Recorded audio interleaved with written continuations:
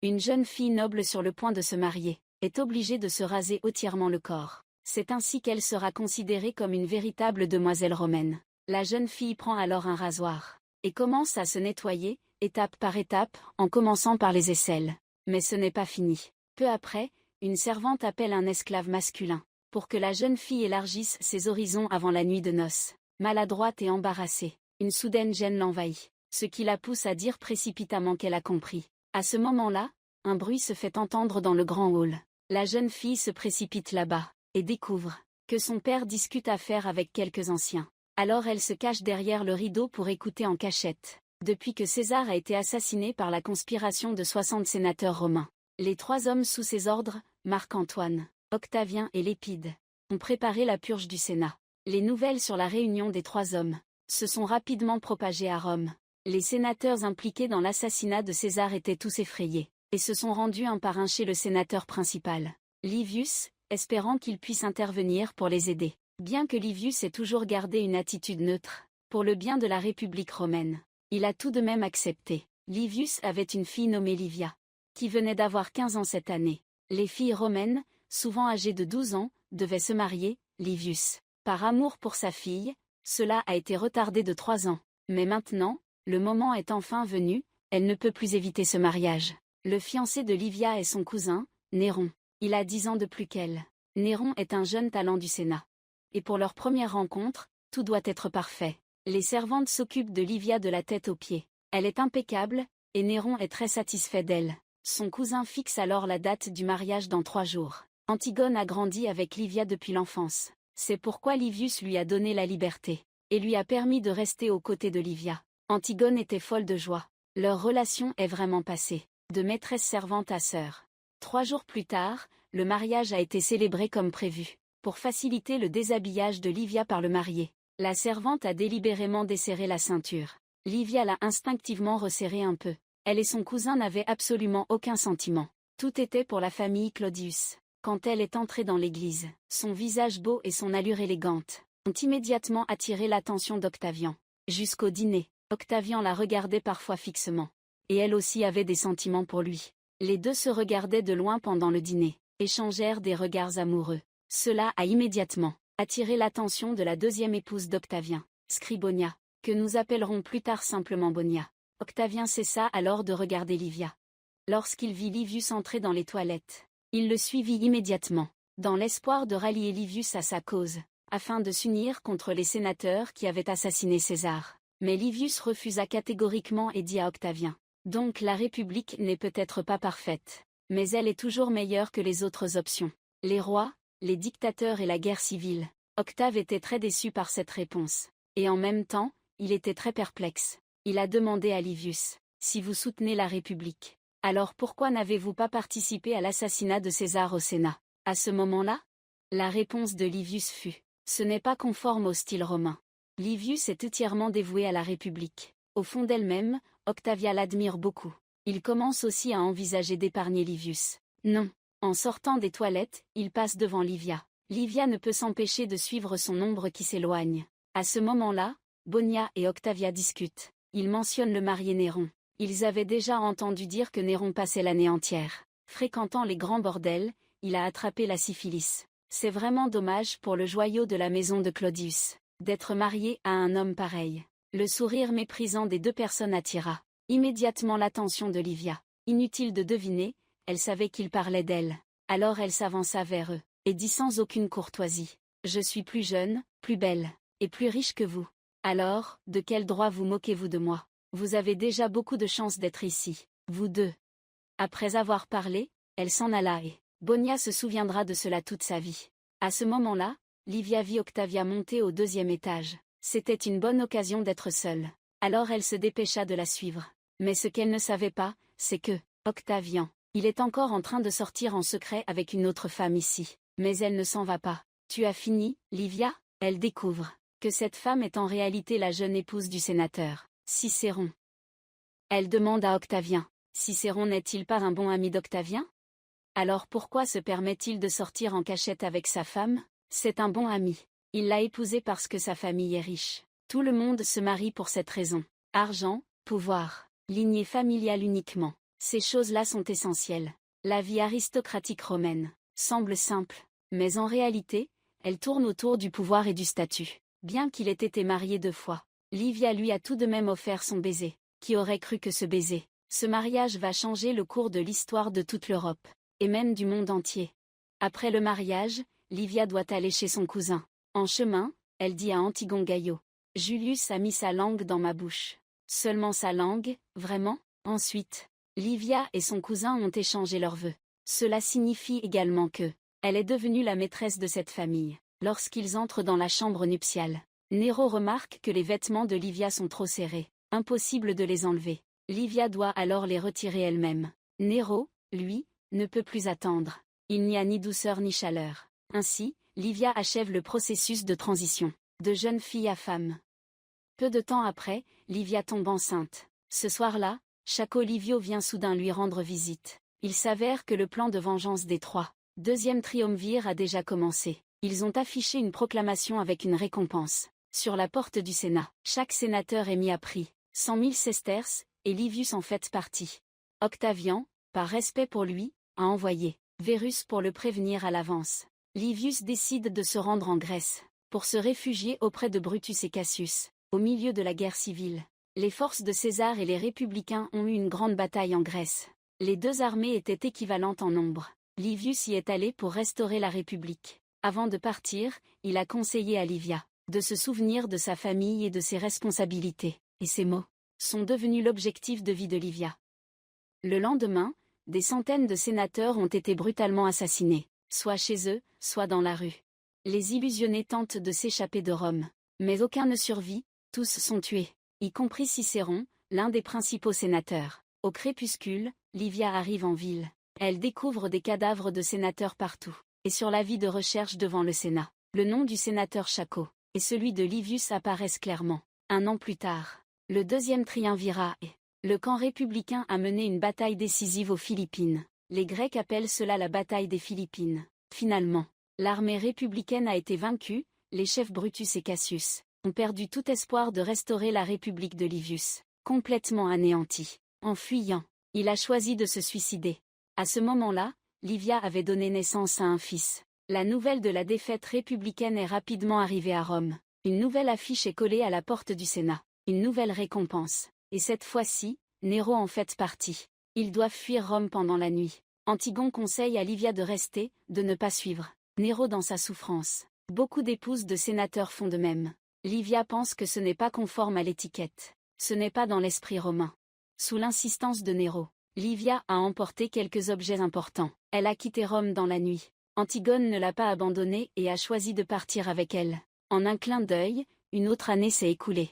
Le 2e triumvirat a pris la ville de Pérouse, un bastion favorable à la République romaine. Ils ont dû fuir à nouveau. Nero prévoyait de se rendre en Sicile pour chercher refuge auprès de Sextus Pompée. La flotte de Sextus Pompée contrôlait les mers. Une fois en Sicile, il serait en sécurité. Livia ne veut plus fuir. Elle propose de chercher refuge auprès d'Octavian. Nero, quant à lui, reste inflexible. Il préfère tuer Livia et leur fils, plutôt que de s'agenouiller devant Octavian. Livia doit donc renoncer. Cependant, le chemin vers la Sicile est long. Si rien d'imprévu n'arrive, l'imprévu est imminent. La femme vient de finir aux toilettes, et découvre que son mari a déjà allumé le feu pour griller de la viande. Elle s'est précipitée pour dissuader, en disant que la fumée révélerait leur position. Le mari ne considérait pas cela comme important. De toute façon, il n'avait vu personne depuis plus d'1 semaine. Nero est le chef de famille. Sa décision ne pouvait être contestée par Livia. Elle se contenta de rappeler que la viande était presque cuite, puis entra dans la grotte pour vérifier si la fièvre de leur fils, Tiberius, avait baissé. Heureusement, Antigone s'y connaissait en médecine. Il y a réussi à maîtriser la maladie. Sinon, dans cet endroit reculé sans village, un simple rhume aurait suffi à emporter la vie d'un enfant. Livia était enfin rassurée, et a demandé à Antigone de sortir manger quelque chose. Cependant, lorsqu'elle est sortie de la grotte, elle a vu 4 hommes, étrangers debout près du feu, clairement attirés par la fumée. Livia reste calme, et dit qu'ils peuvent partager la viande avec eux. Les 4 hommes étrangers ne se font pas prier, et avancent immédiatement pour prendre de la viande. Pendant qu'ils attendent près du feu, le chef demande à Nero son nom, manifestement suspicieux. Nero invente rapidement un nom, Gaius Vipsenius Varus, parent de l'illustre Marcus Vipsenius Agrippa.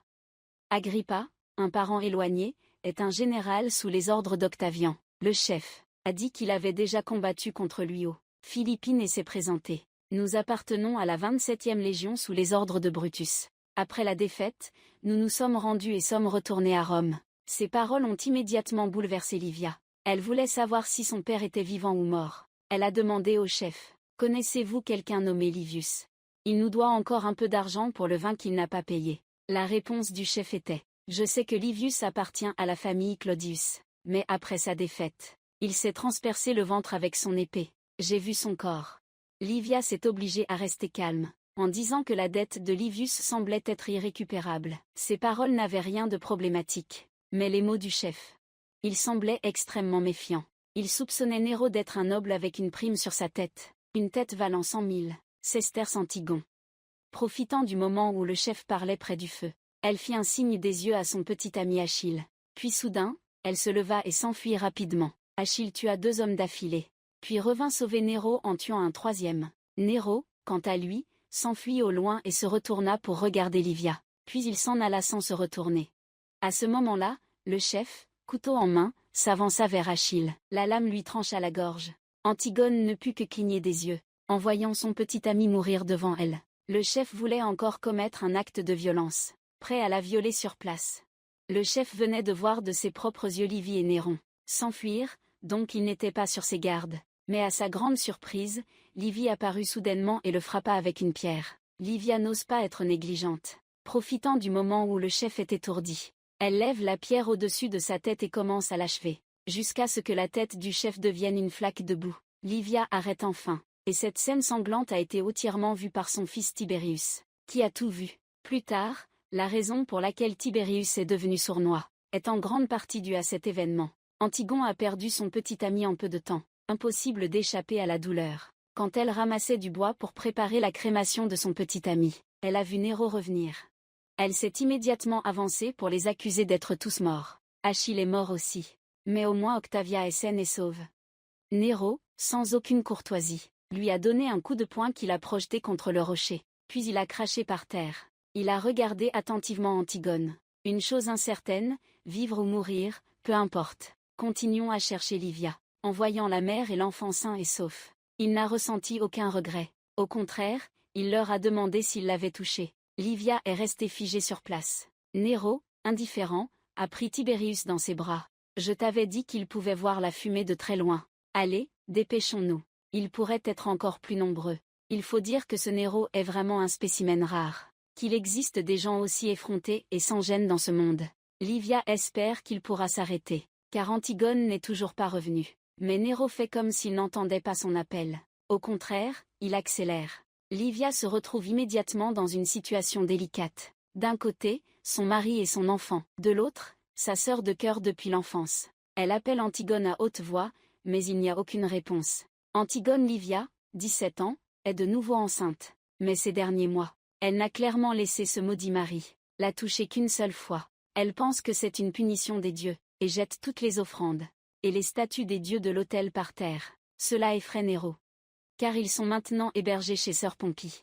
Il espère que Livia pourra présenter des excuses à Sisté Pompie de manière appropriée. Car si un jour Sisté Pompie se met en colère, il risque fort d'être expulsé de Sicile. Et les conséquences seraient très graves. Cependant, Néro ne sait pas que Livia entretient secrètement une liaison avec Sisté Pompie, et que l'enfant qu'elle porte pourrait bien être de lui. Le sacrifice de Livia a également trouvé une réponse. Actuellement, toute la ville de Rome est en proie à la famine, et a un besoin urgent de vivres venant de Sicile. Cestus Pompée a conclu un accord avec les autorités romaines. Il peut ouvrir le commerce maritime librement. Les autorités romaines doivent accorder l'amnistie aux nobles recherchés. Marc-Antoine et Octavien sont ravis. Cet accord est vraiment avantageux. Ensuite, ils emmènent leurs épouses faire un discours sur la place Mars. Seulement, Marc-Antoine a pris tout le crédit pour lui-même. Cela a rendu Octavien mécontent. Une montagne ne peut pas avoir 2 tigres. Les 2 hommes auront certainement une grande bataille plus tard. Pendant ce temps en Sicile, Néro était ravi d'entendre parler de l'amnistie. Il a immédiatement exprimé sa gratitude aux sœurs Pompie, et a préparé son retour à Rome pour le lendemain. Mais à sa grande surprise, cette amnistie avait été obtenue par sa femme en échange de son corps. Il faut dire que le corps des femmes est toujours c'est l'arme la plus tranchante et la plus petite. Ce soir-là, Néron était d'humeur à vouloir être intime avec sa femme Livia, mais elle a prétexté ne pas se sentir bien pour refuser. Ces derniers temps, ils dormaient toujours dans des chambres séparées. Néron a dû abandonner. À sa grande surprise, une minute plus tard, Sextus Pompée était déjà dans la chambre de Livia. Livia, bien sûr, elle n'était pas avare de ses récompenses. Sextus Pompée espérait que Livia puisse rester. Retourner à Rome n'avait rien de réjouissant pour elle. Ma maison, mon héritage que je vais recevoir. Ma vie entière est à Rome, Sesto. Je vais les récupérer. Très bientôt. Ensuite, Livia est retournée à Rome et a logé chez Lepidus, un ancien subordonné de Chaco. Elle a demandé à Lepidus de transmettre un message à Bonia, espérant pouvoir rencontrer Bonia une fois. Mais Bonia n'a pas répondu. Bonia est l'actuelle épouse d'Octavian. Octavia est la sœur d'Octavian. Et aussi l'épouse actuelle de Marc-Antoine. Elles sont les deux femmes les plus puissantes de Rome à l'époque. Car Livia s'était moquée d'elle lors du mariage. Bonia garde toujours rancune. Elle ne montrera donc certainement pas un bon visage à Livia. Pour accomplir sa grande œuvre, Livia doit trouver une autre voie. Elle se rend au tombeau de la famille Claudius, pour ressentir la présence de ses ancêtres et de son père. Ses ancêtres avaient autrefois 28. Les consuls et les 5 dictateurs sont aussi l'une des 5 familles fondatrices de Rome. Même si maintenant elle n'a ni argent ni statut. Mais sa lignée noble est une arme indispensable pour trouver un nouveau mari. Oui, elle prévoit de divorcer de Néron, et Néron a la même intention. À Rome, le mariage est souvent un chemin vers le pouvoir, et la famille déchue de Livia. Évidemment, il ne pouvait pas l'aider à se relever. Il espérait que Lepidus pourrait l'aider à trouver une bonne épouse, une veuve silencieuse, obéissante et riche. Pas de problème, j'y réfléchirai sérieusement. Lepidus n'avait manifestement pas beaucoup de sympathie pour Néron. Néron avait encore une autre demande avant notre retour. Pouvons-nous trouver une prostituée avant le dîner? Nous n'avons pas le temps. Néron avait un peu d'espoir. Cependant, après être rentré chez lui, il découvre une bonne nouvelle envoyée par le ciel. Bonia a répondu à Livia et a offert une jolie servante à la peau blanche, avec une invitation à dîner pour Livia. Néron découvre que cette servante a un parfum particulier. Au moment où il est en colère, il entraîne la servante dans sa chambre pour se soulager. Cela laisse la femme de Lepidus stupéfaite. Au même moment, Livia arrive à la maison ancestrale et retrouve l'ancienne servante, Prima. Ici, elle espère que Prima pourra l'aider à se débarrasser du bébé. Seulement ainsi, elle pourra chercher un nouveau mari, riche et puissant. Mais Prima lui conseille de ne pas le faire, même si elle ne meurt pas d'hémorragie. Il est très probable qu'elle ne pourra plus avoir d'enfant. Livia serait tellement soulagée si Antigone était ici. Elle saurait sûrement quoi faire. En parlant d'Antigone, Prima a vraiment des nouvelles d'elle. Elle a vu Antigone mise aux enchères sur le marché des esclaves. Finalement, elle a été achetée par une maison close appelée Ses Bras. En apprenant des nouvelles d'Antigone, Livia s'est immédiatement rendue à la maison close Ses Bras. La patronne a remarqué qu'elle n'avait pas de serviteur avec elle, et ne portait aucun bijou. Elle a tout de suite supposé qu'elle venait chercher du travail. Je veux une femme. La fille insiste pour qu'elle soit noire. La patronne est extrêmement surprise. Elle ne s'attendait pas à ce que cette fille, qui semblait si douce, ait des goûts encore plus audacieux qu'elle. La patronne ne dit pas grand-chose, et conduit immédiatement Livia dans la chambre intérieure, où la femme noire dans la pièce est Antigone. Après le départ de la patronne, Livia se précipite pour vérifier l'état d'Antigone. C'est à ce moment-là qu'elle a su qu'Antigone avait été assommée par son mari dans la forêt. Pas étonnant qu'elle n'ait pas répondu à ses appels. À ce moment-là, la patronne est revenue avec les gardes. Elle avait déjà senti que Livia avait de mauvaises intentions. Elle ne s'était pas trompée. Elle a chassé Livia du bordel en la menaçant. Si tu oses revenir, je te ferai travailler ici toute ta vie. Livia devait trouver un autre moyen de sauver Antigone, qui aurait cru que l'occasion arriverait. Après être rentrée chez son mari, elle a dit que l'Octavien nous avait invités à dîner ensemble. C'est absolument une bonne nouvelle venue du ciel. Néron pensait qu'il allait se relever. Mais Livia savait que la personne invitée par l'Octavien était en réalité elle-même. Il semble que le baiser passionné d'autrefois ait porté ses fruits. Ce soir-là, le couple a accepté l'invitation à la fête. Livia a vu une personne inattendue là-bas, Vérus, celui qui avait protégé son père pour qu'il parte en sécurité. C'est à ce moment-là qu'elle a compris qu'à l'époque, Octavia l'avait secrètement aidé. Ses sentiments pour Octavia étaient devenus encore plus profonds. Et Bonia, en tant qu'épouse d'Octavian, se souvenait toujours de l'humiliation que Livia lui avait infligée, et se moquait du fait que cette fois-ci, la chanceuse invitée était elle. Cependant, ce n'était pas fini. Pendant le banquet, elle a évoqué le père défunt de Livia. N'était-ce pas lui qui s'était, proche des Philippines, Que pensez-vous de la personnalité de Livius? Tout le monde présent était extrêmement admiratif, et ces mots de Bonia manquaient totalement de respect. C'est à ce moment-là qu'Octavien a réalisé que sa femme était si acide et méchante. Il est allé seul chercher Livia pour s'excuser. Une opportunité à ne pas manquer. Livia a exprimé directement ses pensées. Je veux trouver un nouveau mari. Y a-t-il quelqu'un de spécial dans ta ligne de mire? À ce moment-là, Nero est arrivé pour interrompre la conversation, apportant quelques restes de nourriture. Le couple est parti, mais le cœur d'Octavien a été ému. Combiné avec l'expression récente de Bonia, il était de plus en plus insatisfait de cette femme qu'il avait épousée. Alors il a dit à Bonia et à sa sœur d'aller en Grèce pour se reposer pendant la grossesse. En réalité, c'est une punition déguisée. Bonia a dû accepter. Peu après, Octavien a cherché son bon ami Agrippa pour se confier. Agrippa savait que Livia cherchait un nouveau mari. Il a immédiatement proposé sa candidature. Octavien a regardé son bon ami, incapable de révéler sa véritable souffrance. Le lendemain, Varus est allé chez Livia à l'invitation d'Octavien pour la rencontrer. Livia vient de rencontrer Octavien, sans dire un mot, elle l'embrasse passionnément. Quand Octavien est excité par le baiser, elle le repousse. Juste après, Livia énonce ses conditions. Elle veut récupérer toute la fortune de sa famille. Et en plus, une troupe de soldats. Ce n'est qu'à cette condition qu'elle acceptera d'épouser Octavien. Livia vient de la famille Claudius, une lignée noble. Tandis que la famille d'Octavien est d'origine modeste. Ce qui lui manque, c'est la lignée. Octavien est très hésitant. Il a dit à Livia qu'Agrippa allait l'épouser.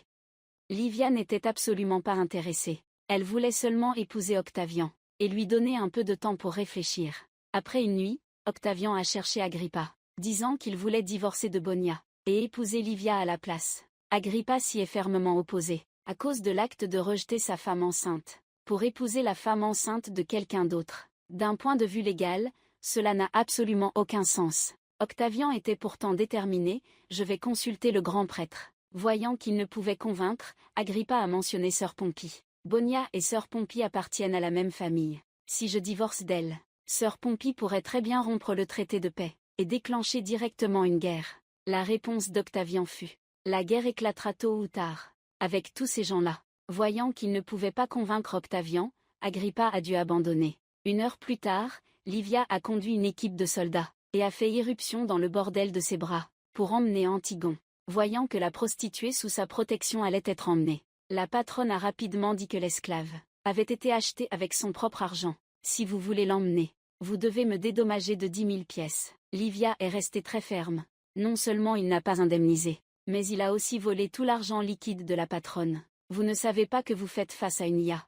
Je m'en fiche. En 39 avant Jésus-Christ, le seul enfant qu'Octavien ait jamais eu est né. C'était une fille. Vous avez l'intention de laisser l'enfant vivre ou mourir, vivre selon les ordres. Octavien, selon la généalogie de la famille César, a nommé sa fille Julia.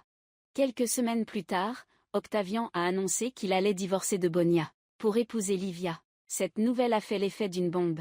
Antoine, en Grèce lointaine, en apprenant la nouvelle, était extrêmement en colère. Comment ne pouvait-il pas comprendre qu'Octavien voulait s'appuyer sur l'influence familiale de Livia, pour renforcer ses atouts dans les négociations de la future guerre civile. Et à ce moment-là, il y avait quelqu'un de plus en colère qu'Antoine. C'était Sextus Bombi.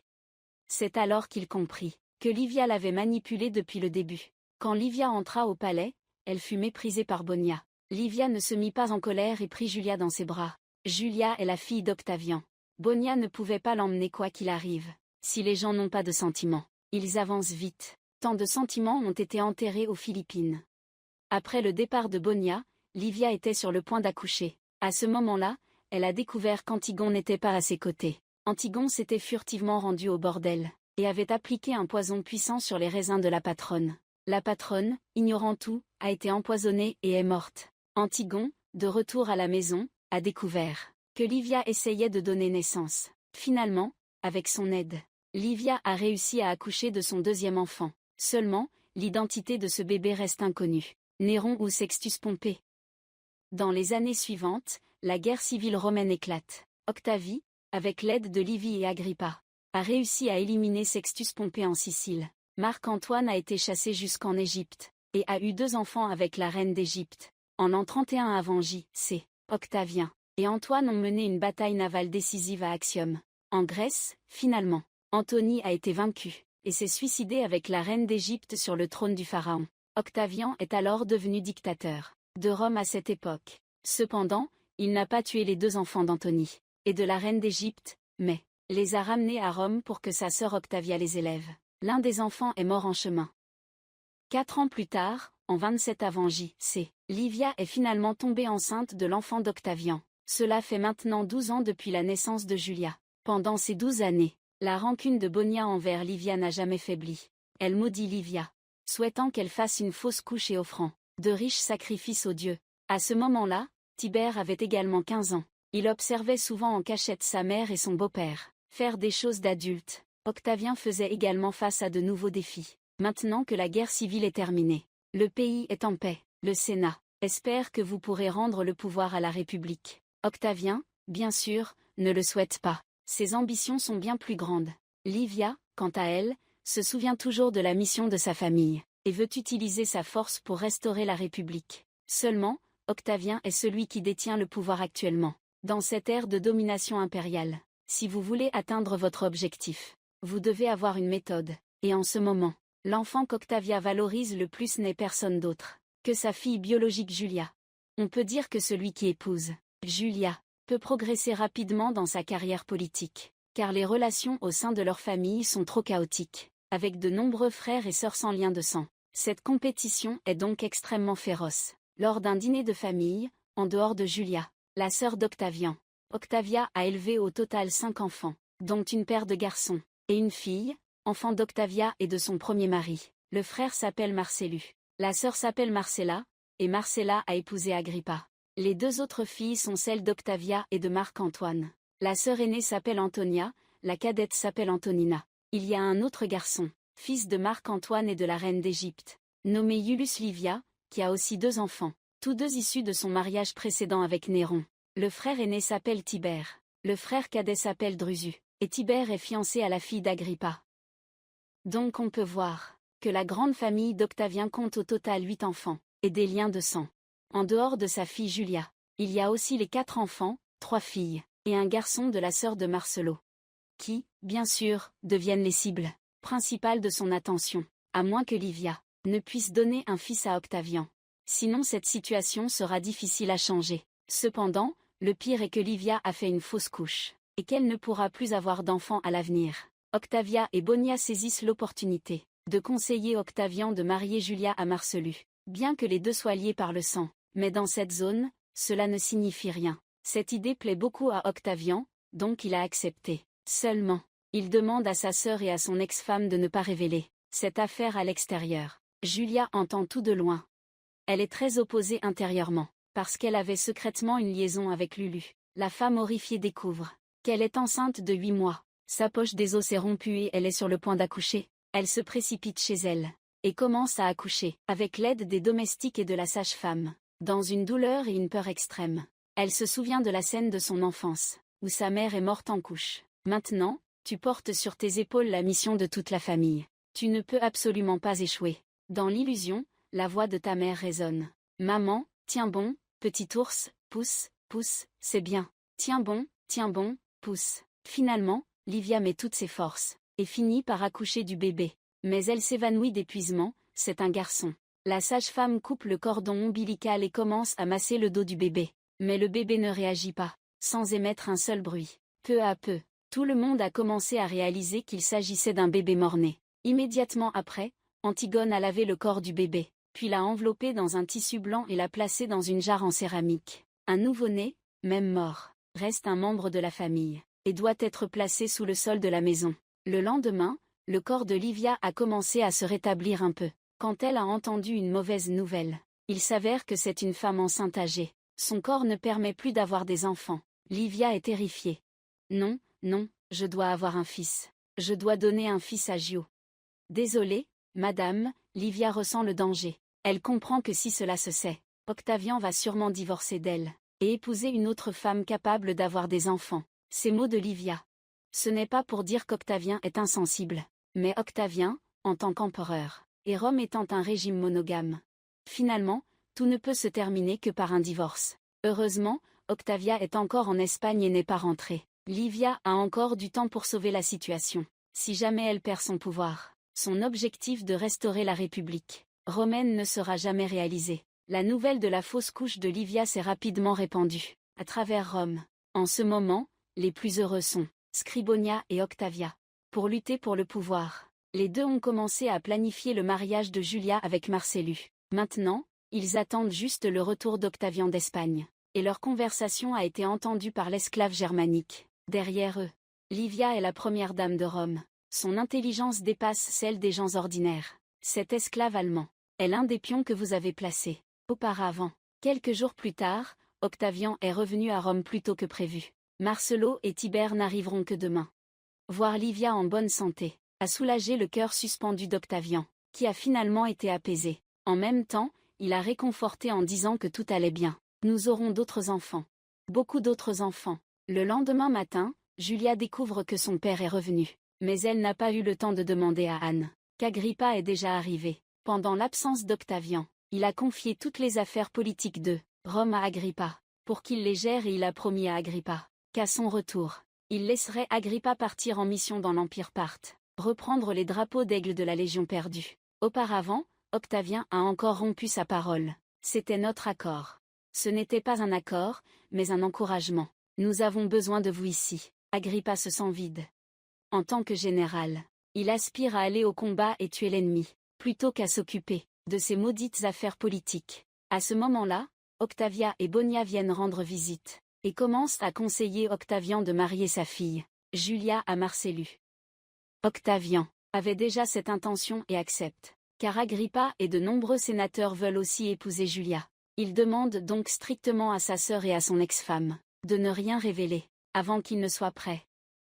Mais Julia, cachée dans l'ombre, a tout entendu. Ce que Julia a entendu. Elle se tourne immédiatement vers son frère et amant. Lulu n'est pas surpris par cette nouvelle. Enfant de Marc-Antoine et de la reine d'Égypte, il a toujours été un personnage marginal dans la famille. Il n'a jamais osé rêver d'épouser Julia. Julia, en revanche, est déterminée à rester avec lui, même si ce n'est qu'en tant qu'amant secret. Je ne le dirai à personne. Quelques heures plus tard, Livia envoie Antigone rencontrer le serpent espion. Les Germains apprennent que Julia va bientôt épouser Marcelo. Et à ce moment-là, Marcelo et Tiberius étaient également de retour à Rome, regardant Marcelo plein de vigueur. Agrippa, déjà mécontent, devint encore plus contrarié. Regarde ce petit chien là-bas. Les deux sont des rivaux politiques et amoureux. Dès leur rencontre, l'atmosphère était électrique. Agrippa se moqua de Marcelo, ignorant s'il avait appris à combattre en Espagne. As-tu appris à mener une bataille? Tiberius, à côté, en rajouta. Marcelo est le meilleur épéiste de la 5e Légion. Tout le monde le dit. Vraiment?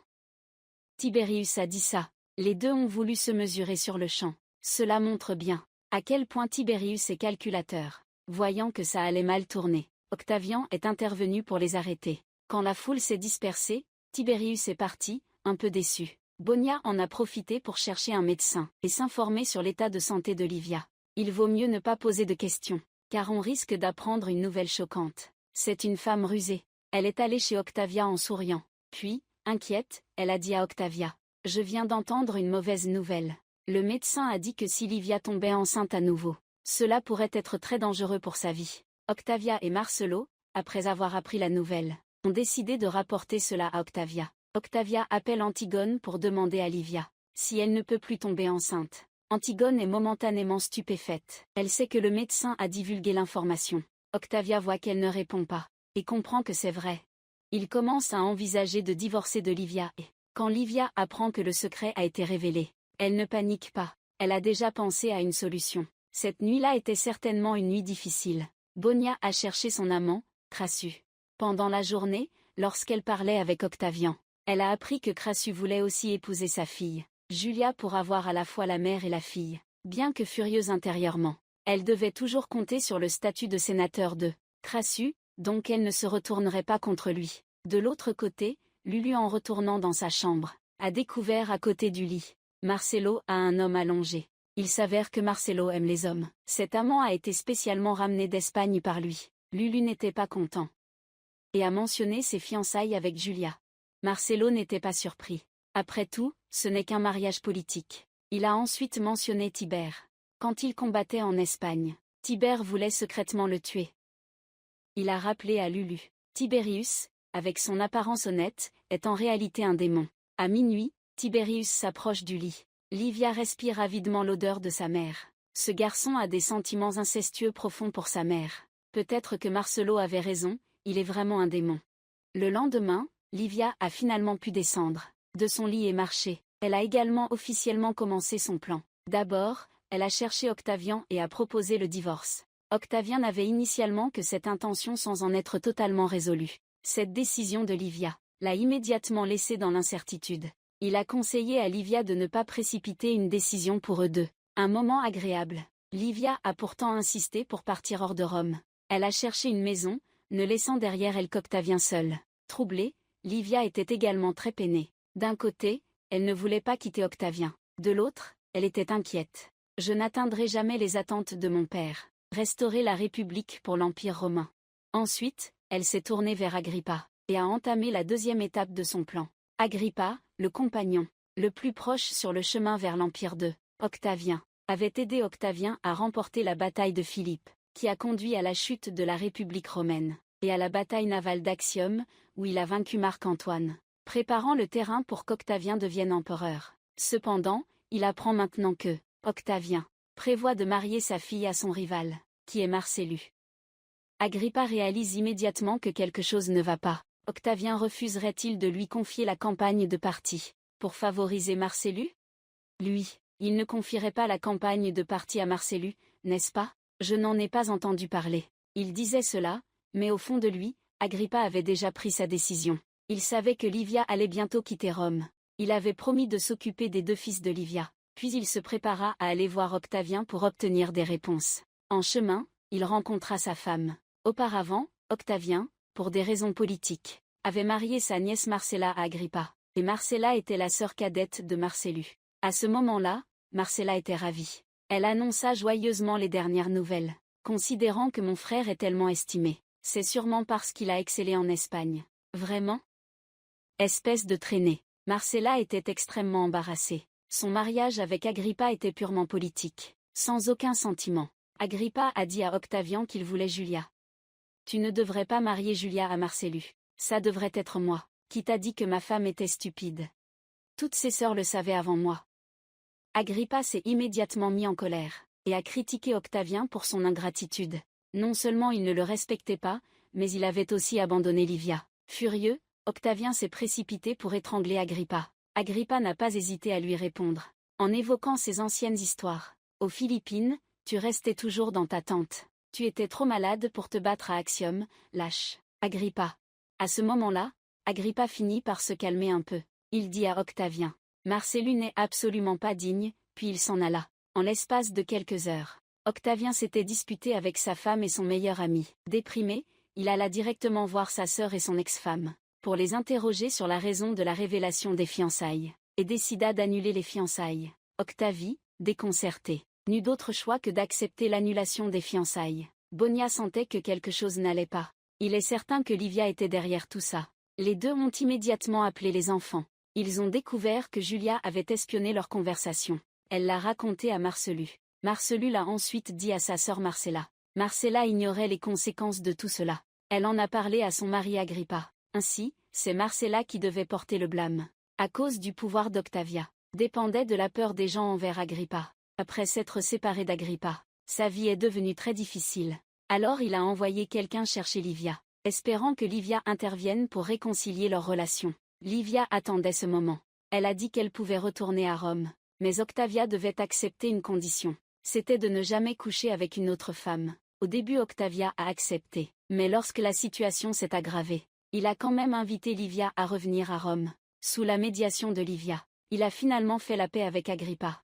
Il confiera la campagne de Parthie à Agrippa, tandis que Julia devra toujours épouser Marcellus. Marcellus n'a aucun sentiment pour cette décision, et continue de faire ce qu'il veut avec son favori masculin. Julia, en revanche, est profondément malheureuse. Elle espère que Lulu pourra l'aider à s'enfuir. Lulu sait bien que cela n'est pas du tout réaliste. Avec l'idée que loin des yeux, loin du cœur, il décide de quitter Rome pour participer à la campagne en Arabie. La lutte interne au sein de la cour romaine prend fin ici pour l'instant. Cela fait 2 ans et je ne suis toujours pas enceinte. Sais-tu à quel point cela me fait perdre la face? Faisons vite, n'oublie pas de mettre de l'huile. Une demi-minute plus tard, l'homme termine le combat, et sa mère attend anxieusement dehors. Peur que son fils ne puisse se lever. Bien joué mon chéri. Souviens-toi, ton oncle nous attend. Les inquiétudes d'Octavia ne sont pas superflues, car Marcelo a toujours préféré les hommes. Lui et son favori Nam sont le véritable amour. Quelques jours plus tard, Tavian décide d'adopter Marcelo. Et l'annoncera officiellement à la prochaine conférence d'automne. Livia sent le danger imminent. Je veux juste empoisonner Marcelo immédiatement. Cette année, elle a développé un nouvel espion. C'est l'amant espagnol de Marcelo. Seulement, elle ne connaît pas la relation entre les deux. Après son retour, l'amant a caché l'argent que Livia lui avait donné dans son petit coffre, et cela a posé les bases d'un grand changement à venir. Au même moment, Lulu est également revenue à Rome. Julia, depuis 2 ans, mourait d'envie de le revoir. Mais malheureusement, les adultes de la maison surveillaient strictement. 2 personnes qui n'avaient absolument aucune chance de pratiquer la cultivation en duo. Mais une opportunité est sur le point d'arriver. Quelques jours plus tard, la jeune génération de la famille Octavia s'est presque entièrement rendue à la plage pour se détendre. Julia avait l'intention de profiter de cette occasion pour se rapprocher un peu de Lulu. Qui sait, elle pourrait même tomber enceinte. Livia est également venue avec l'intention d'empoisonner Marcelu ici. Et la personne chargée de l'empoisonnement était l'amant espagnol. Elle lui a donné rendez-vous le soir pour exécuter son plan, pour confier la tâche d'empoisonner. Mais elle a été plus prudente, toujours attentive à la relation entre Marcelo et cet esclave. Elle a encore vu une scène intime entre eux, pour que l'amant empoisonne sa bien-aimée. Cela n'était clairement pas fiable. Elle a dû annuler le plan, et se précipiter sur la plage pour trouver Taille, quand la personne qu'elle avait rendez-vous avec est revenue. Au même moment à Rome, Octavia a découvert le petit trésor de Namsung. Regarde cette quantité. Il est clair que quelqu'un a soudoyé Namsung, et lui a continuellement donné de l'argent. Concernant la sécurité de son fils, elle se précipita pour trouver Octavian et lui exprima ses inquiétudes. Il y a certainement quelqu'un qui le paie. Mais la question est pourquoi? Où est cet esclave maintenant? Il est à Baille. Avec Marcelu, d'accord, appelle-les. Non, je veux y aller, j'irai tout seul maintenant. Et la conversation entre vous deux a été entendue par Tibère. Tibère a tout entendu. À quel point Tibère est-il intelligent? Il a deviné que sa mère, Livie, avait soudoyé l'amant. Il a immédiatement écrit une lettre à Livie. Ce gamin, Tibère, est vraiment tordu. Après avoir écrit la lettre, il a pris les vêtements de Livie. Il les a reniflés fortement, révélant son amour incestueux pour sa mère. La nuit est tombée. Nam, après avoir terminé son travail, est allé chercher Tay. Mais en arrivant, il s'est rendu compte que Tay n'était pas là du tout. Il a même pensé s'être trompé d'endroit en cherchant Tay. Puis il a découvert une nouvelle choquante. Sous un grand arbre au loin, un couple homme-femme s'abandonnait à la passion. C'était Julia et Lulu. Tu n'as pas emmené d'esclave dehors. Julia avait réprimé sa force sauvage pendant 2 ans, et elle a finalement explosé à ce moment-là. Après le dîner, elle a rapidement entraîné Lulu dans la petite forêt, puis sous un grand arbre. Commence un nouveau tour de plaisir. Cependant, elle ne savait pas que l'amant de son mari n'était pas loin. Et avait tout vu. Cette fois, c'est sérieux. Le lendemain, Marcelu venait de faire de l'exercice matinal avec l'amant, et il est l'empereur futur de l'Empire. Marcelu ne peut tolérer cette honte. Il a immédiatement cherché Lulu, pour lui demander si c'était vrai. Voyant que Lulu ne niait pas, il s'est mis en colère et a attaqué Lulu, puis l'a plaqué au sol et l'a frappé. Cependant, étant de bons amis d'enfance, il n'a pas frappé fort. Ensuite, il est allé voir Julia, disant qu'à son retour, à Rome, il parlerait de cela à Octavian. Julia a immédiatement paniqué. À ce moment-là, Père allait sûrement punir sévèrement elle et Lulu. Julia ne voulait qu'une chose, tuer Marcelo. De son côté, Livia a reçu une lettre de Tibère, apprenant qu'Octavia était en route. Livia n'a pas paniqué. Au contraire, elle a vu là une excellente opportunité. Elle a immédiatement convoqué l'amant de Marcelo, en disant qu'Octavia avait découvert son petit trésor. Et il est en route ici. Nam s'est immédiatement effrayé. Livia a dit ne t'inquiète pas, je suis là pour te sauver. Il suffit que tu verses ce flacon de poison dans la nourriture de Marcelu, je te donnerai une grosse somme d'argent, et une nouvelle identité romaine. Pour que tu puisses vivre une vie libre et heureuse. Je l'aime. Je sais que Nam n'a pas d'autre choix. Il a dû accepter. C'était à l'heure du déjeuner. Il est arrivé en larmes avec du riz empoisonné devant Marcelo. Marcelo, en voyant cela, était bouleversé. Il pensait qu'il était encore jaloux de Julia. Alors qu'il allait le réconforter, l'amant s'est précipité hors de la pièce. Livia a vu l'amant sortir. Elle a également apporté son repas pour déjeuner. Si on joue la comédie, autant aller jusqu'au bout. Elle a aussi ajouté une petite quantité de poison dans son propre riz. Julia a réagi rapidement, elle et Julia ont toutes deux montré des symptômes. Antigone s'est précipité pour faire verser de l'eau salée dans leur bouche. Après une lutte acharnée, les deux ont échappé au danger. Quant à Marcelo, c'était tragique. Il avait déjà été gravement empoisonné. Antigone n'a pas non plus essayé de le soigner. Quand Octavia est arrivée, Marcelo était déjà mort, irrémédiablement. Julia semblait extrêmement attristée. Mais ce qu'elle ressentait vraiment, seule elle le savait. Cette fois, l'action de Livia pouvait être qualifiée de parfaite. Ensuite, Octavian a ordonné une chasse nationale contre l'amant accusé d'empoisonnement. Quoi qu'il en soit, il fallait éclaircir la vérité sur la mort de Marcellus, mais il ignorait que l'amant n'échapperait finalement pas à son destin. Il a été réduit au silence dès que l'incident s'est produit, en commençant par l'étranglement jusqu'à la mort, puis en creusant une fosse pour l'enterrer. Livia a écrit une lettre à Agrippa en Grèce lointaine, pour lui annoncer la mort de Marcellus. Agrippa était ravi. Désormais, il ne pouvait pas seulement posséder Julia, mais il pourrait même devenir le deuxième Auguste de l'Empire. Les deux demi-frères se préparaient pour leur exercice matinal, quand le majordome entra. Il s'avéra que Livia les avait convoqués. 5 minutes plus tard, Julia et Lulu arrivèrent au salon. Livia venait juste d'apprendre leur relation.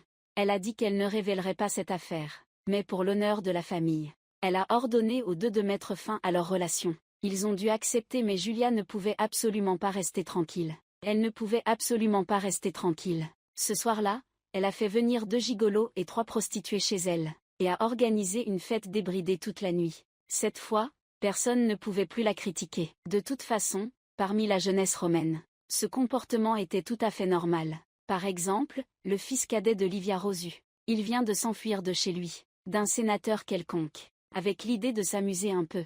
La nuit dernière, il a réussi à obtenir la première goutte de sang de la fille non mariée du sénateur. Ce défi est bien plus difficile que celui de Julia. Julia commence à s'intéresser à son demi-frère. Maman a demandé à Crassus de nous emmener sortir ce soir. Alors viens, et le lendemain, les 2 sœurs se sont réveillées dans le même lit. On dit que les rois ne se rencontrent pas. Mais la nuit dernière, ils ne se sont pas seulement rencontrés. Ils ont aussi eu un duel.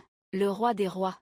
Pendant ce temps, Rome traversait un grand événement. Crassus, lié à plusieurs sénateurs accusant Octavian d'avoir ordonné arbitrairement au général Primus de mener une attaque contre la Macédoine, et de vouloir porter l'affaire devant le tribunal romain pour renverser Octavian. Octavian, pour gagner le procès, doit retrouver Primus, afin que Primus ne puisse pas témoigner. Malheureusement, Crassus a caché Primus, et a affirmé qu'Octavian cherchait à le tuer.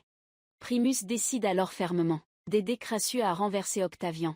Octavien n'avait pas d'autre choix. Livia a agi à travers la statue de Marcellus. Elle a élaboré un plan ingénieux, car Primus était le mari de sa cousine. Elle a d'abord approché Primus par l'intermédiaire de sa cousine Posa, en disant que Crassus ne faisait que l'utiliser. Primus n'en savait rien. Ce qui l'inquiétait vraiment, c'était qu'Octavien ne lui pardonnerait pas. Peu après, Livia, en tant qu'épouse d'Octavien, assurez-vous qu'après cette affaire, Octavien ne vous punira pas. Au contraire, il vous promouvra. Primus se sent alors rassuré, et accepte le plan de renversement de situation de Livia. Quelques jours plus tard, au tribunal, plusieurs sénateurs veulent renverser Octavien pour trahison.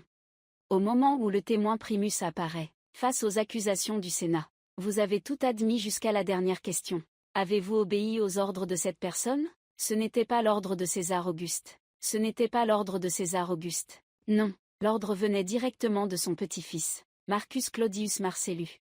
Et Marcellus est mort, impossible de vérifier. Donc, ce procès ne peut se terminer sans résultat. Avec l'aide de Livia, Octavien a encore une fois surmonté la crise, mais Crassus n'a pas encore renoncé. Il veut suivre l'exemple de Brutus en assassinant César autrefois, et éliminer rapidement Octavien, tandis que Scriboni écoute à ses côtés sa maîtresse de longue date. Gratus lui fait entièrement confiance, mais Bonia s'est retourné et a révélé le plan à Octavien. Demain, il mourra dans les bains à 9 heures. Ce soir-là, Octavien a envoyé des gardes tuer Crassus. Les sénateurs impliqués dans la rébellion n'ont pas échappé. Tous ont été tués. Avec l'aide de son ex-femme, Octavien a une fois de plus surmonté la crise. Ils ont pris position. Bien qu'ils soient un vieux couple, les sentiments entre Octavia et Livia n'ont pas diminué.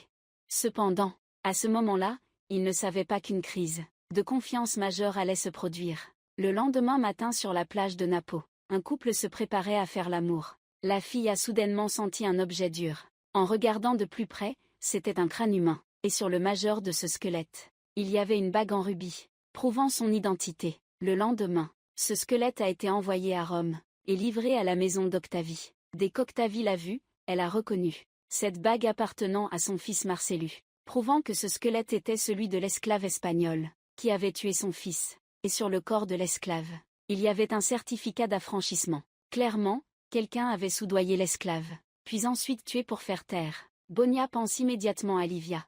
Elle en parle à Octavia.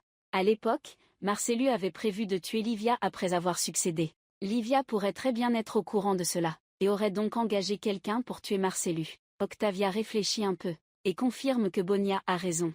Elle rassemble immédiatement les enfants, pour s'allier avec eux contre Livia. Dommage qu'elle ne sache pas. Julia et Lulu souhaitent seulement la mort de Marcelo, mais ne veulent pas que Livia s'effondre à cause de cela. C'est pourquoi Julia a demandé à Lulu d'aller voir Livia, et d'utiliser cette information pour obtenir son soutien. Dans le futur, Lulu avait 2 conditions. Premièrement, il espérait que Livia pourrait lui permettre d'être avec Julia, et non à cause de Tiberius ou de quelqu'un d'autre. Lundi, il voulait encore devenir un magistrat comme Tibère et Drusus. Je suis le fils de Marcus Antonius. J'en ai assez d'être méprisé par les autres. Tu devrais être heureux d'être encore en vie. Avons-nous un accord, Colivia? Tu es ambitieux, mes informations ont aussi de la valeur. Ainsi, Livia a appris le plan d'Octavia.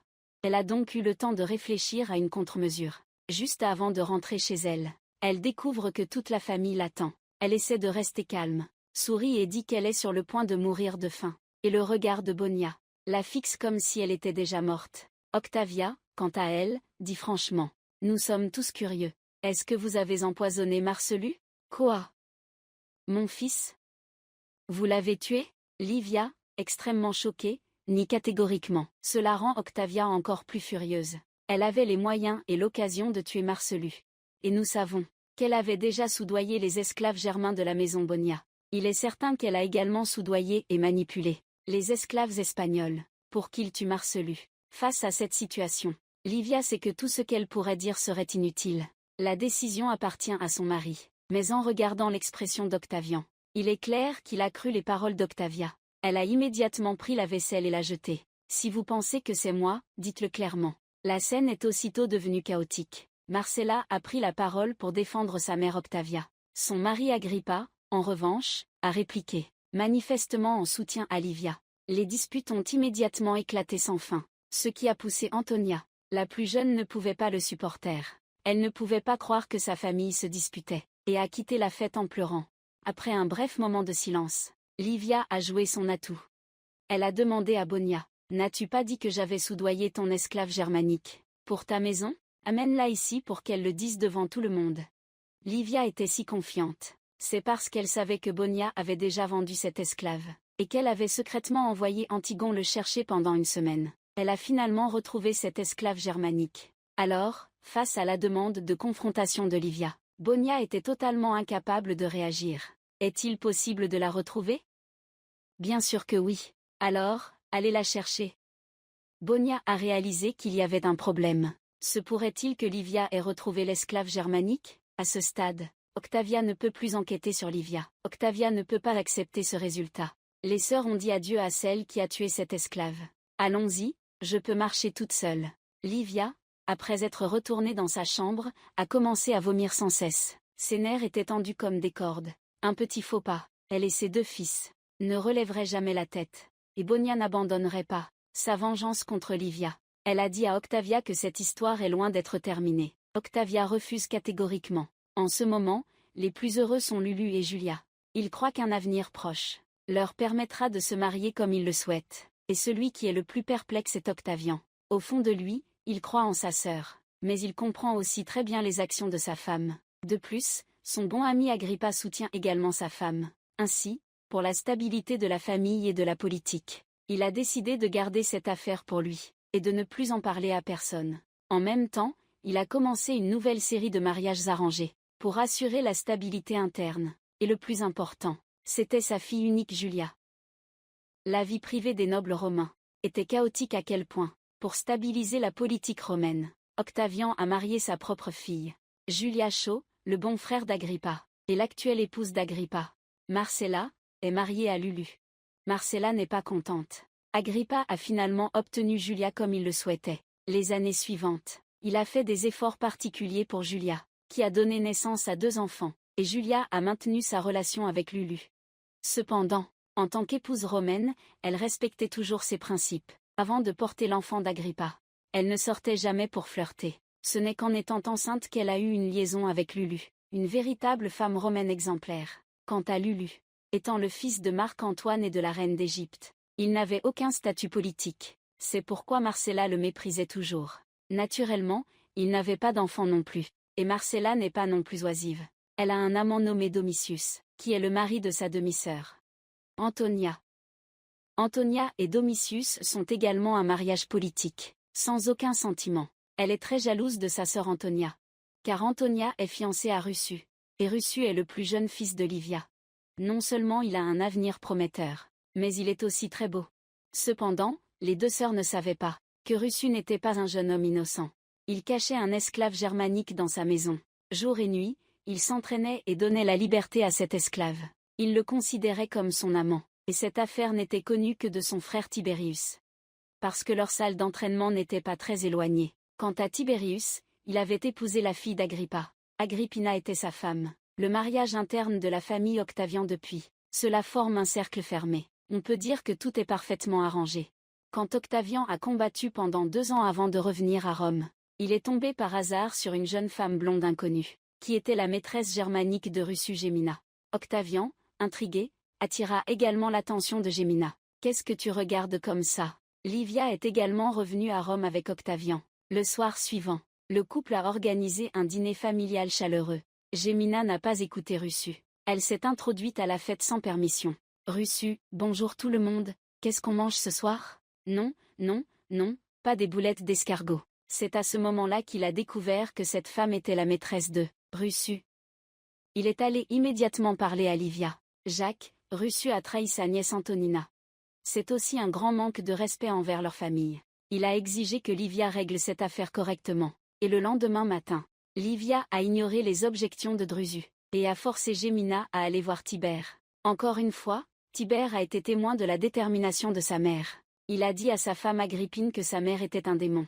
Mais Agrippine était avec Tibère depuis un certain temps. Elle connaissait Tibère, et savait qu'il avait des sentiments incestueux profonds envers sa mère. Alors, elle a retiré sa perruque et a commencé à jouer un rôle. Maintenant, c'est moi la mère. Drusus pensait même que Gémina était morte. Livia ne ferait pas ça. Elle a seulement vendu Gémina au marché d'esclaves en dehors de la ville et a laissé la voir être achetée. Finalement, Gémina a été achetée par un gros homme pour 9,000. L'homme l'a ramenée à Rome et l'a installée dans une villa luxueuse.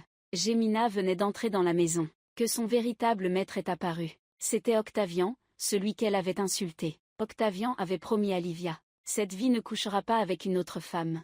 Et cette fois, vous pouvez cacher la belle à la maison, grâce à Russu. Si vous avez de la chance, qui sait, vous pourriez même avoir un fils. » Comme elle est sur le point de se marier, la fille appelle ses esclaves, et commence à poser des questions personnelles à sa sœur. La sœur est complètement perdue et ne peut pas répondre. À ce moment-là, Sassa entend l'appel de sa mère. Les 2 sœurs ont dû arrêter d'apprendre et de faire des recherches. De l'autre côté, le mari d'Antonia, Domitius, sortait en secret avec sa demi-sœur, Marcella, la fille de leur père. Par hasard, Sabinus passait par là. Il semblait vouloir aller au bord de la rivière pour se changer les idées. Domitius s'est immédiatement tendu. Sa liaison secrète avec Marcella ne devait absolument pas être découverte. Alors, il a demandé à Marcella, en tant que le maître a appelé Sabinus. Domitius a pointé vers l'eau, en disant qu'il semblait y avoir quelque chose là-bas, et a demandé à Sabinus de vérifier. Sabinus, sans aucune méfiance, ne s'attendait pas à ce qui allait suivre. Il a été poussé dans l'eau par Domitius, qu'il a ensuite maintenu sous l'eau, jusqu'à ce qu'il se noie. Domitius, cruel et ambitieux. Il n'y a pas si longtemps, il a envoyé des gens pour acheter des vivres, provoquant une famine chez les Romains. Ensuite, il a fait soudoyer les équipages par son frère, pour transporter les vivres d'Égypte, aggravant ainsi la famine. Finalement, il a vendu les vivres à un prix élevé, gagnant une grosse somme d'argent de cette crise nationale. Cependant, lorsqu'Octave, Tavien et Livia sont revenus, les vivres Il a fait cacher les preuves et l'équipage. Son frère a également été découvert. Craignant d'être exposé, il a directement tué son subordonné et son frère, pour se sortir de l'affaire de la famine. Cela montre à quel point il est cruel. Et Marcelo peut traiter avec lui. Évidemment, il n'est pas non plus une bonne personne. En tant que sœur de Marcelo, elle a toujours haï la famille de Livia. Ce soir-là, elle a fait semblant de rêver de son frère. Puis elle a dit à sa mère, Octavia, que son frère lui était apparu en rêve, et lui avait dit que c'était Livia, qu'il avait empoisonné et qu'il ne fallait pas accepter le mariage avec la famille de Livia. Sous le coup de la douleur, Octavia a pris une décision. Elle voulait annuler les fiançailles entre Antonina et Rosu. Octavia n'était pas d'accord, car ces fiançailles s'étaient déjà répandues dans tout Rome. Les annuler sans raison ferait penser à tout le monde qu'il ne savait pas gérer les affaires familiales.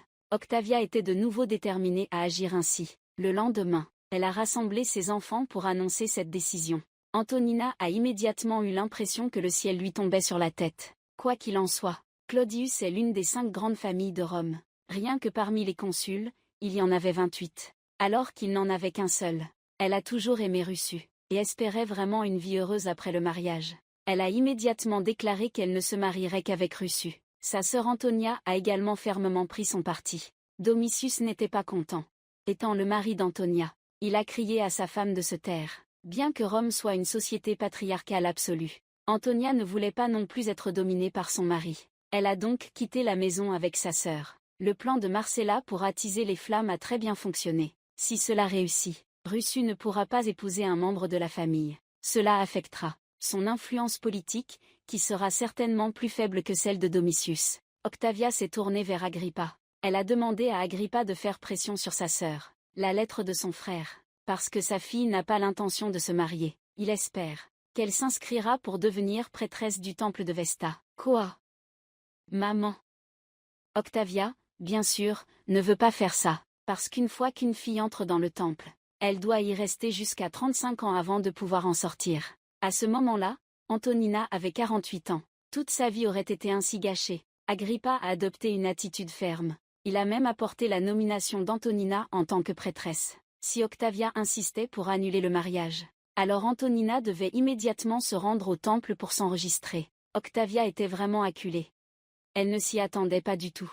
Mon frère m'a forcé à agir ainsi pour stabiliser la famille et la politique. Il m'a encore contrainte de cette manière. Mais elle ne peut pas se remettre de la mort de son fils. Elle a alors accusé Livia, et elle a critiqué Agrippa, pour ne pas avoir mis tout son cœur à enquêter sur la vérité, concernant la mort de son fils. Je doute que vous ayez vraiment cherché. C'est quoi ce délire?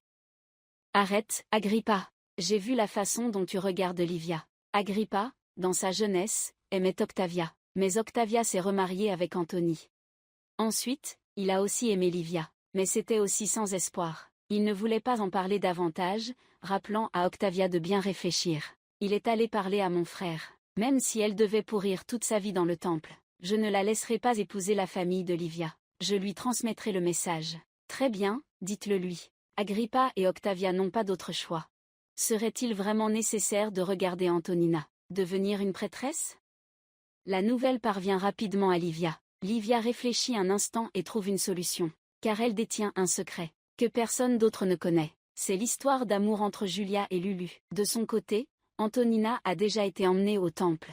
Mais profitant de l'inattention des prêtres, elle s'est enfuie. Elle refuse que son destin soit contrôlé par les autres. Elle a directement cherché Russu, et a dit à Russu de l'épouser immédiatement. Sa pensée était très simple. Tant que le riz était cuit, elle n'aurait pas besoin de devenir nonne. Mais la réalité n'est pas si simple. Si elle faisait vraiment cela, ce serait trahir les dieux et la foi. Les conséquences seraient très graves. Heureusement, sa sœur est arrivée à temps. Je viens de te retenir. Ma chérie, tu es trop impulsive. Au même moment, Livia est allée voir Octavia, en disant que la fille adoptive de Julia, avant d'épouser le fils de Marcel, avait une liaison avec son fils adoptif, Lulu, et tout au long de leur mariage. Maintenant, elle trahit encore Agrippa. Si je révèle cela, cela embarrassera ton frère Octavian. Détruire son autorité. Ton fils défunt, Marcellus deviendra le sujet des commérages des Romains. Ta fille adoptive Julia sera complètement discréditée. Et ton fils adoptif, Lulu sera exilé ou se suicidera. Octavia était stupéfaite. Livia continua. Le mariage aura lieu comme prévu le 15 de ce mois, c'est-à-dire dans 4 jours. Vous allez vraiment faire ça à mon frère? À moins que vous ne me forciez. Octavia se précipita chez elle, pour demander à Lulu s'il avait vraiment une liaison avec Julia. Après avoir reçu une réponse affirmative, elle perdit immédiatement toute force. La douleur et la frustration de son fils la firent éclater en sanglots. En tant que mère, Octavia n'avait jamais failli envers aucun de ses enfants. La réalité s'est révélée aussi cruelle lorsqu'Antonina est entrée dans la pièce. Elle a serré sa fille dans ses bras. 4 jours plus tard, Antonina et Drusus se sont mariés et sont devenus époux. Le complot de Marcella et Domitius a échoué, tandis qu'Octavia était en proie à 1000 tourments, sans aucune joie. Octavian Auguste, dans le classement des empereurs les plus influents du monde, 11e place, mais toute sa vie sans avoir un fils. Et cette fois, cette belle femme est sa meilleure chance. Les esclaves sont-ils tous sortis? Attends, ce jour-là, il a apporté un cadeau à sa maîtresse Germain. Quand Gémina regardait joyeusement le cadeau, il n'a pas pu attendre plus longtemps. Il a enlevé ses vêtements comme s'il voulait jouer à un jeu différent. Gémina a levé la tête, voyant Octavian arriver devant elle. Elle comprit immédiatement. À Rome, une véritable demoiselle ne ferait pas certaines choses, qui seraient considérées comme dégradantes. Mais elle était différente. Fille de l'ancien chef germanique, se croyant noble, elle n'avait aucune pression psychologique. Elle pouvait parler librement, donc, Russu et Octavian ne pouvaient pas lui résister. La scène suivante peut être qualifiée de terriblement cruelle. Nous allons la passer pour le moment. À cette période, Octavian était un peu excessif. Mais en regardant son expression, c'était une véritable joie. Le soir, Livia est venue le voir. En récoltant, il s'est gratté la nuque, un peu gêné. Livia n'y a pas trop réfléchi, mais elle a vite découvert qu'Octavian ne pouvait plus se lever. Après tant d'années de mariage, c'est la première fois qu'il agit ainsi. Il semble totalement désintéressé par elle. Il dit que récemment, la pression est trop forte, et qu'il se sent dépassé. Livia commence à s'inquiéter. Elle se rend au bord de la mer pour demander conseil à Biso, son oncle âgé. Un homme au lit refuse une femme pour la première fois. Quelle est sa psychologie? Elle était la plus belle femme de Rome autrefois. Maintenant elle a 40 ans. Peut-être que c'est pour ça que je suis déjà vieux, Piso. Je ne suis pas prêt à vieillir. Un jour, par hasard, elle a vu Gémina dans la ville. Gémina était dans une villa luxueuse. Elle se déplaçait avec un palanquin porté par 4 hommes. Elle est immédiatement rentrée chez elle et a demandé à Thé de suivre Gémina, pour découvrir qui se cache derrière Gémina. Et à ce moment-là, il venait juste de passer un bon moment avec Gémina, et il est entré dans un état de sagesse. Il s'est reposé un peu avant de se préparer à partir. Gémina a alors annoncé une bonne nouvelle divine. Elle était enceinte et avait consulté un devin germanique, qui lui avait affirmé à 100% que ce serait un garçon. Octave n'a pas montré de joie. À Rome, la lignée est toujours ce qu'il y a de plus important. Et Gémina est une esclave germanique, une barbare dont l'avenir ne peut avoir aucun statut. Il a dit à Gémina: « Je te donnerai la liberté, puis je te trouverai un mari puissant, pour assurer que tu ne manqueras de rien pour le reste de ta vie. » C'est le meilleur arrangement pour Gémina. Mais tu n'es pas satisfaite. Ce que tu veux, c'est remplacer Livia, et devenir la 4e épouse d'Octavian. Je suis enceinte d'un fils pour Octavian, et Octavian veut me chasser. Elle n'a jamais donné de fils à Octavian. Tu es la fille du roi, quelqu'un prendra soin de toi. Octavian vient de sortir de chez lui et a été vu par Thé. À ce moment-là, Julia venait juste de donner naissance à son 3e enfant. Malheureusement, c'était une mort-née. Octavian a rendu visite à sa fille un instant, puis a discuté. Gémina est enceinte d'Agrippa. Il espère qu'Agrippa se montrera, pour aider Gémina à trouver un mari digne de confiance. Agrippa est extrêmement surpris. Il conseille à Octavian d'exécuter directement Gémina. Vous n'avez pas le droit de tuer mon fils. Ce n'est pas votre fils. C'est le fils d'un esclave, et il le restera à jamais. Il ne portera jamais votre nom, ni quoi que ce soit d'autre. Il est de mon sang. Cela montre bien qu'Octavien désire ardemment avoir un héritier, pour son nom à lui. Peut-être qu'il fera des compromis plus tard. Elle pensait vraiment que Gémina pourrait convaincre sa mère. Agrippa ne pouvait pas gagner. Il a dû accepter de l'aider. Cependant, Gémina n'était pas du même avis. Elle a secrètement cherché Scribonia, espérant obtenir son soutien et son aide. Avec l'idée que, dans un conflit, le tiers en profite. Scribonia a proposé de tuer directement Livia. Gémina, pressée et troublée, a accepté immédiatement. À ce moment-là, Livia savait déjà qui était l'homme derrière Gémina. C'est Octavian. Pendant que vous hésitiez sur la manière de traiter Gémina, Scribonia vous a envoyé une lettre, vous demandant de venir à la villa pour rencontrer Gémina. Livia a réfléchi un moment avant de rencontrer Gémina. Gémina a immédiatement sorti un petit couteau. Réalisant que quelque chose n'allait pas, Livia a voulu s'enfuir précipitamment, mais Gémina l'a poignardée à l'épaule. Pendant la lutte, Livia sentait un couteau à fruits. Sans hésiter, elle trancha la gorge de Gémina. Le petit couteau dans la main de Gémina tomba. Elle tenta de le ramasser, voulant toujours tuer Livia. Mais ses forces s'épuisaient peu à peu. Livia saisit facilement sa main. Gémina cessa complètement de respirer. Juste après, Livia s'assit sur elle et lui ouvrit le ventre d'un coup de couteau. Quand Octavia et Agrippa arrivèrent, ils ne virent que le corps de Gémina. Octavia n'en croyait pas ses yeux à cause de ce qui était arrivé à Gémina. Il parlait seulement à Agrippa. « Ne me regarde pas, mon ami. » Quand il l'a rejeté, le sort était déjà scellé. Octavia est partie. Agrippa aperçoit quelque chose dans un coin. C'est le bracelet de Livia. Il s'avère qu'à ce moment-là, Livia s'était aussi évanouie. En se précipitant pour la sauver, son bracelet est tombé, sans qu'elle ne s'en rende compte. Très vite, Agrippa se dirige seul vers la porte. Il rend le bracelet à Livia, et promet de garder le secret pour Livia. Et en échange, Livia doit l'aider à convaincre Octavia d'adopter son fils. Désolé, il est temps de montrer l'exemple. En entendant cela, la femme est horrifiée. Mais en tant que noble romaine, elle doit satisfaire son mari et avoir des enfants. 1 heure auparavant, le couple avait rendu visite à leur sœur qui avait fait une fausse couche. Julia s'est encore fait gronder par lui. Antonia, ma fille, a eu 3 enfants en 4 ans. Alors que toi et VIP Xenia n'en avez eu aucun. Je veux que ma famille soit un exemple.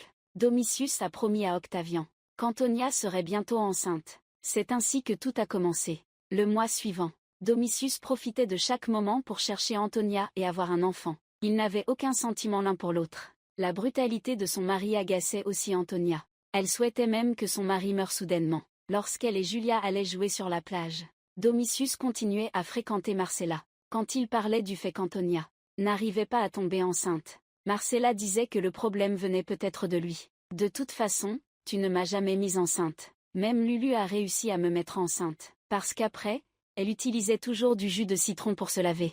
Je disais juste ça. De là, on peut voir que Domitius avait probablement du mal à avoir des enfants. De l'autre côté, Gémina a tenté de tuer Livia, mais a fini par se faire tuer à son tour. Ensuite, Livia a volontairement avoué à Octavian, en admettant qu'elle avait tué Gémina, et pour qu'Octavian ne doute plus d'elle. Elle a également révélé l'empoisonnement de Marcellus autrefois, en disant qu'elle n'avait pas eu le choix. Elle pensait qu'Octavian ne chercherait pas à la punir, mais elle avait sous-estimé l'importance que l'Octavien accordait à la lignée et à la succession. En attendant qu'elle guérisse de ses blessures, Octavien ordonna immédiatement son exil, sans autorisation. Elle n'était absolument pas autorisée à retourner à Rome. Avant de partir, Livia chercha Agrippa, espérant qu'il accepterait de s'occuper de ses 2 fils. Agrippa, naturellement, ne refusa pas, et à ce moment-là, Tibère et Drusus combattent en Germanie. Loin de là, les 2 frères remportent victoire après victoire. Drusus reçoit alors le titre de conquérant germanique pour commémorer cet exploit. Il donne même à son fils le nom de Germanicus. Revenons à l'essentiel. 1 an plus tard, Domitius réussit à être élu consul. Pour le nouveau mandat, Tibère et Drusus ne peuvent que rester en retrait, restant sur place sous la protection d'Agrippa. Octavia avait de nouveaux plans. Elle préparait à trouver une nouvelle femme pour son frère. Pour renverser complètement Livia, Octavien n'a pas refusé. À ce moment-là, Livia était hors de la ville. Chaque nuit, elle dormait avec des esclaves robustes. Sa vie était considérée comme prospère. Ce jour-là, un marchand nord-africain nommé Peters est venu la voir. Il espérait que Livia pourrait lui présenter une femme. Rome a une lignée noble pour se marier. Beto fait de grandes affaires à Rome. Domitius pourrait être élu consul. Il ne peut pas se passer de son aide. Et il a aussi promis à Livia une grosse commission. Livia ne l'a pas refusé. Cela a également jeté les bases d'un grand changement plus tard. La femme enceinte de 10 mois n'oublie pas de fréquenter son amant. Voyant que sa maîtresse allait accoucher, il s'est précipité dehors pour chercher une sage-femme. Quelques heures plus tard, la femme a donné naissance avec succès à un garçon en bonne santé, ce qui a rempli son mari d'une joie immense. Je t'aime, Julia. Je t'aime aussi. En quelques années seulement, Agrippa, âgé de plus de 40 ans, avait déjà 3 enfants, ce qui l'a amené à s'émerveiller devant la magie du destin. Mais il ne savait pas que quelques heures plus tard, il voudra juste tuer ses 3 enfants, parce qu'en même temps, Julia est en train de décrire à Antonia le plaisir avant la naissance, et tout cela a été entendu par Marcella. À ce moment-là, j'étais sur le point d'atteindre le sommet. C'était tellement ennuyeux, tu ne peux pas l'imaginer. Où était Agrippa à ce moment-là? Il n'était pas à Rome toute la matinée. Nous avons saisi la dernière opportunité, avant ta naissance, à cause de la relation de Marcella avec les autres, qui a toujours été mauvaise. En plus, Agrippa était son ex-mari. Elle était ravie de révéler les scandales de Julia, et s'est immédiatement préparée à les dénoncer à Monsieur Tavian. Dans la rue, elle a croisé Antonina. Antonina a appelé son nom, mais elle était trop absorbée par ses pensées pour remarquer. Antonina a remarqué que quelque chose n'allait pas et l'a suivie, écoutant en cachette la conversation entre Marcella et Octavian. Mais Marcella semble ignorer l'identité de l'amant de Julia. Elle cherche immédiatement Julia, et lui ordonne de fuir rapidement Rome. Julia comprend la gravité de la situation, et s'enfuit sans hésiter. Quand la nouvelle se répand, Agrippa cherche Octavian, et exige qu'Octavian lui livre les deux amants adultères. Sinon leur alliance s'effondrera complètement. Octavien lui a promis qu'il ramènerait Julia rapidement, et enquêterait sur l'identité de l'amant, Agrippa. Après être parti, plus il y pensait, plus cela semblait étrange. Il soupçonnait que ces 3 enfants n'étaient pas les siens. Il a pris une épée, prêt à les exécuter un par un, et les autres membres de la famille avaient déjà deviné cela. Tout le monde garde la chambre des nouveau-nés, y compris la fille aînée de Monsieur Agrippina. Père, donne-la-moi. C'est ton frère. C'est ton frère Agrippina, s'il vous plaît. Ce moment, cet homme solide comme une montagne a perdu toute sa force. De l'autre côté, Julia est sortie de la ville pour chercher Livia, selon elle. Seule Livia peut l'aider maintenant. Parce qu'Agrippa obéit toujours à Livia. Octavia le sait aussi. Elle sait que l'amant de Julia est son fils adoptif, Lulu pour protéger son fils unique. Elle s'est aussi tournée vers Livia pour demander de l'aide. La réponse de Livia l'a déçue. Je ne sais pas quoi faire. Je ne sais vraiment pas, désolé. Mais très vite, Livia a combiné les récents événements, et a trouvé un moyen de faire d'une pierre 2 coups. Elle s'est d'abord rendue chez sa cousine qui l'avait trahie. Posa a dit qu'elle voulait lui présenter un mari, qui n'était autre que le marchand nord-africain Peters, venu lui rendre visite auparavant. Ensuite, elle a demandé à Julia de retourner à Rome pour avouer volontairement et obtenir le pardon d'Agrippa. Quand Peters a vu Livia, elle lui a vraiment présenté une femme, la jeune Rome, belle et de noble lignée. Il s'est précipité pour organiser la cérémonie de mariage. Au même moment, Julia a révélé le nom de l'amant. C'est Peters. Tibère a dit que Peters était à la cérémonie. Agrippa n'a pas dit un mot, et a pris son épée pour se rendre à la cérémonie. Il a effectivement trouvé l'amant Peters. Il s'est précipité et a enfoncé son épée dans le cœur de Peters. Tout le monde sait que les gènes des Noirs ont une forte contamination. Les enfants nés de parents de couleurs différentes seront certainement noirs, et les enfants d'Agrippa ont tous la peau blanche. Il est clair que ce ne sont pas les siens. Ensuite, c'est le tour de Livia. D'abord, elle a aidé Julia et Agrippa. Deuxièmement, elle a aidé Octavia et Lulu. Troisièmement, elle a attaqué Domitius, une personne en bon terme avec Peters, a réglé une affaire aussi importante. Octavia, vous devez lui être reconnaissante. Ainsi, vous avez finalement sauvé votre peau, et être redevenue la première dame de Rome, Livia. Mais cela a aussi semé les graines d'un désastre, car Peters a un frère aîné nommé Paulus. Paulus cherchera sûrement à venger son frère. Nous sommes en l'an 52 après Jésus-Christ. Agrippa, âgé de 51 ans, souffre de la réapparition d'une vieille blessure, est mort par un après-midi tranquille, et Julia venait juste de donner naissance à son 5e enfant. Merci à toi pour Octavian, qui a adopté les 2 fils d'Agrippa.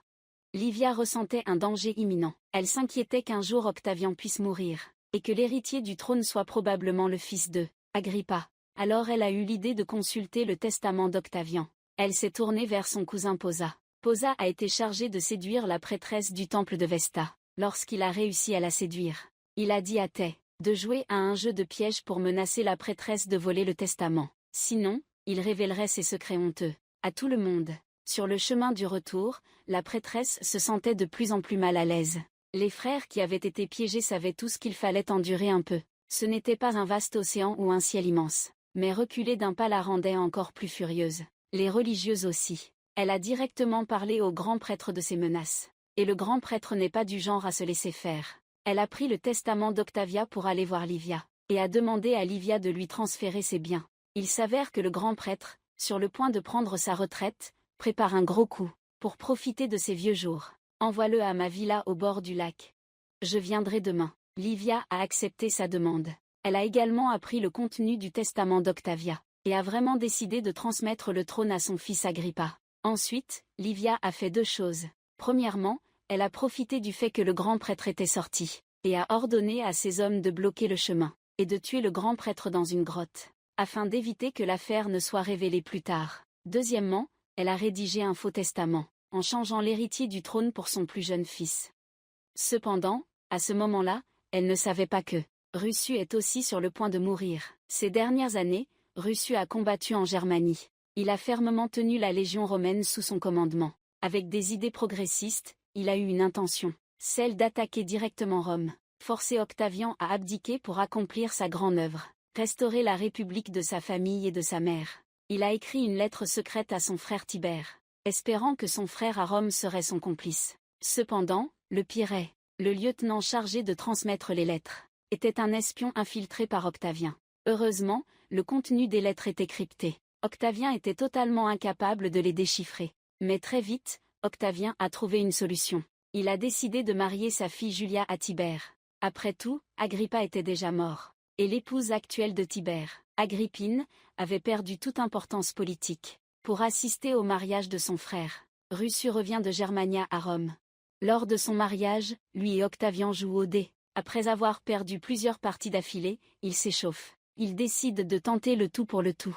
Quoi qu'il arrive, il doit battre Octavien. Si je lance 2 faces identiques, peu importe le score, nous serons à égalité. Les chances ne sont pas très bonnes. Russu, 6 contre 1.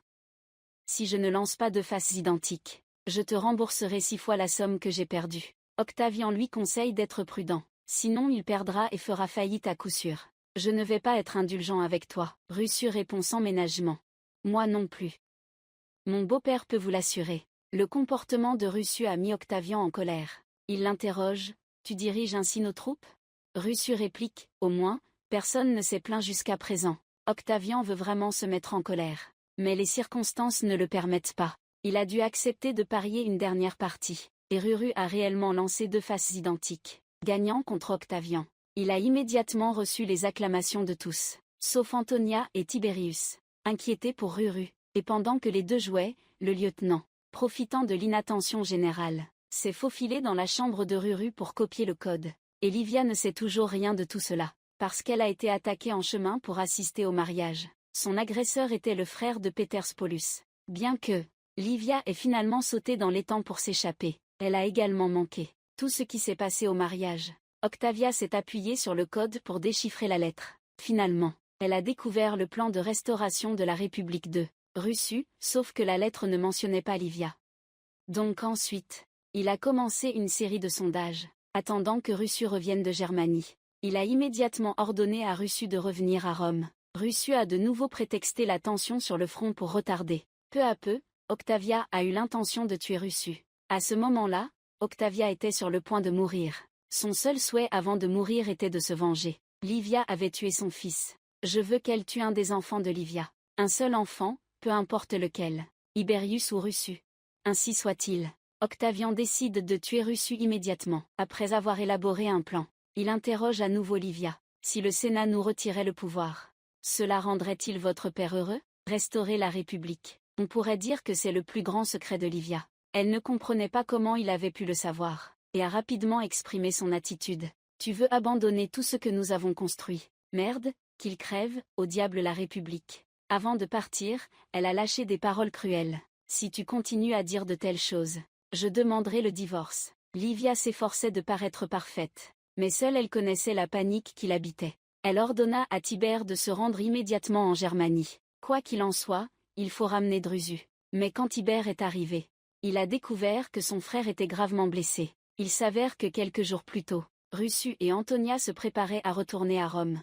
La tribu des Cherazi a demandé à rencontrer Russu pour négocier un traité de paix. Russu n'a pas douté, et a été attaqué en chemin, gravement blessé. Après avoir tenu un jour et une nuit, Russu est finalement mort de ses blessures. Son campement a été appelé plus tard le camp de la misère. Faisons vite. Tu es la fierté romaine inédébauchée. Si tu n'es pas satisfaite, tu demandes de l'huile. N'oublie pas l'huile. Dans la famille, tu as d'abord enfreint les interdits. Avec ton frère, le père avait une autre femme et entretenait une relation amoureuse. Puis, à l'âge de 54 ans, elle s'est mariée avec son cousin de sang.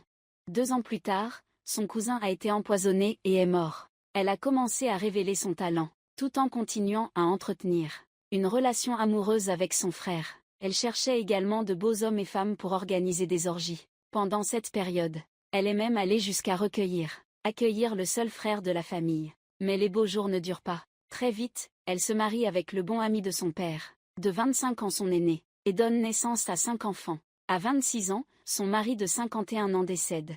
Pour vivre vraiment selon ses désirs, elle commence une vie de débauche. Le lundi, elle fréquente les maisons closes en plein jour, essayant des choses qu'elle n'avait jamais faites auparavant. Et quand elle rencontre des connaissances, elle se transforme automatiquement en collègue de prostituée, et ne prend pas un sou. Temporairement, tout homme un peu beau dans le quartier qu'elle aperçoit ne peut lui échapper. Malheureusement, la belle scène ne dure pas. Son père organise rapidement pour elle un mariage politique. Le troisième, elle a été mariée à un demi-frère du côté paternel. Depuis lors, elle a débloqué un accomplissement qui accapare son père. Elle a couché avec tous les hommes de la famille, bien que par la suite elle ait eu des actions encore plus miraculeuses. Mais c'est une histoire pour plus tard. Revenons à l'histoire principale.